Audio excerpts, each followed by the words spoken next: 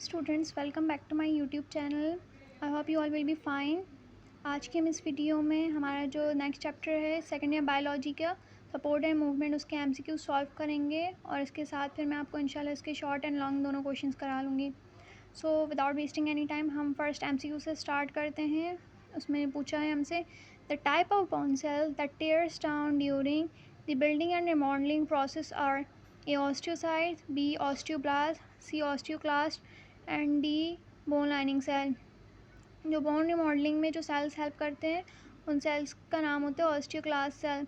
Osteoblast bone remodelling में नहीं, जो हमारे पास समटाइम्स बोन को डिके करने में या फिर ब्रेक करने में ऑस्टियोब्लास्ट हेल्प करते हैं। उसके बाद एक मैट्रिक्स आ जाता है, वो मैट्रिक्स के अराउंड सेल जो मैच्योर होते हैं उनको हम ऑस्टियोसाइट्स कहते हैं, लेकिन बोन रिमॉडलिंग में हमारी हेल्प ऑस्टियोक्लास्ट सेल करते हैं। इसका ऑप्शन सी करेक्ट है।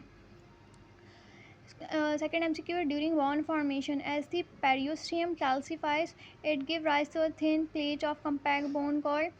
वैसे प्राइमरी ऑसिफिकेशन सेंटर का बुक में जिक्र तो नहीं किया, लेकिन इसका correct answer primary ossification centre ही है।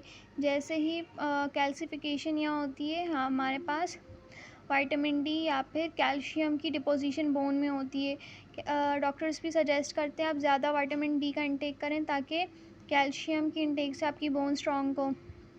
जैसे ही पेरियोस्टेम बोन का इनर पार्ट होता है, इनर या आउटर पार्ट होता है, इसके अराउंड जैसे कैल्सिफिकेशन, कैल्शियम आके डिपोजिट स्टार्ट होता है, एक कम्पैक्ट बोन बनती है और कम्पैक्ट बोन की वजह से जो थिन प्लेट बनती है उसको प्राइमरी ऑसिफिकेशन सेंटर कहते हैं। इसका ऑप्शन सी करेक्ट है। क्वेश्चन नंबर 3 में है, एमसी नंबर 3 में the ring like shape of the girdle is due to the joining of a bone with the sacrum of vertebral column at anterior side below by a joint in between pubic part. अब एक जो हमारे पास girdle की bone होती है उसको curve causal bone होते हैं, जो इलियम, इसकियम और प्यूबिस से बन के एक इनोमिनेट बोन बनती है, वो किस जॉइंट से जॉइन होके रहती है, उस जॉइंट का नाम प्यूबिक सिम्फाइसिस होता है। ऑप्शन ए इसका करेक्ट है। MCQ नंबर 4 है, cartilage is soft flexible form of connective tissue surrounding. Cartilage किसके सराउंड होता है? कार्टिलेज में सिर्फ पेरिकॉन्ड्रियम आकर कार्टिलेज की सराउंडिंग करते हैं और कार्टिलेज को एक फर्म सा टेक्सचर देते हैं, इसलिए वो सॉफ्ट होता है लेकिन कनेक्टिव टिश्यू की तरह एज अ काम करता है। MCQ number 5 and antagonist muscle is relaxed while the other side opposite to antagonist muscle is. इसका आंसर कॉन्ट्रैक्टेड है ए। एंटागोनिस्ट मसल एक ऐसे फॉर्म के मसल्स होते हैं जिसमें एंटागोनिज्म का मैकेनिज्म होता है, यानी एक दूसरे का अपोजिट होते हैं, और अगर एक रिलैक्स कर रहा होता है तो जाहिर सी बात है दूसरा कॉन्ट्रैक्ट करेगा। 6 से हमारे पास the stage when old bone tissues are remove and get replace with new one that join both fracture sides called. ये फ्रैक्चर का जो बुक में टॉपिक है उससे MCQs आया है।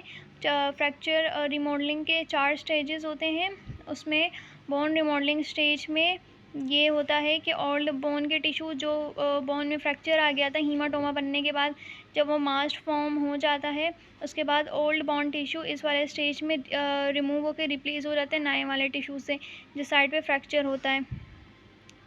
नंबर 7 है, which is related to the mild to severe grade of stretching of tearing of a ligament that holds the bones of a joint together.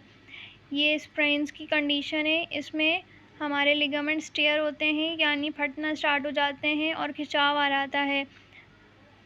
इसका आंसर स्प्रेन्स है, ये स्प्रेन की कंडीशन इस MCQ में पूछिए। अब MCQ नंबर 8 करें, I hope आप लोगों को नज़र आ रहा होगा। इसमें लिखा है muscle fibre are gathered in many group, each group of fibre is called a fascicle which is surrounded by membrane. कौन? इसमें बस सिंपल पूछे फेसिकल किस मेम्ब्रेन से सराउंड करते हैं। जो मसल फाइबर में जो मायोफिब्रिल्स होते हैं उनकी ग्रुप और बंडल्स बन जाते हैं, उस ग्रुप ऑफ मायोफिब्रिल्स को फेसिकल कहते हैं।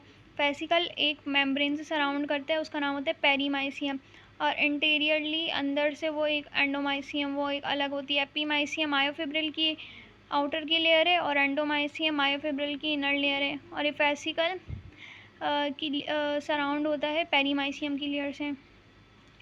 नंबर 9 है, the hard muscles arrange in a branching network where cells are joint together making अ।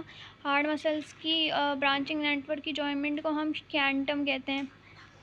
इसका ये आंसर करेक्ट है।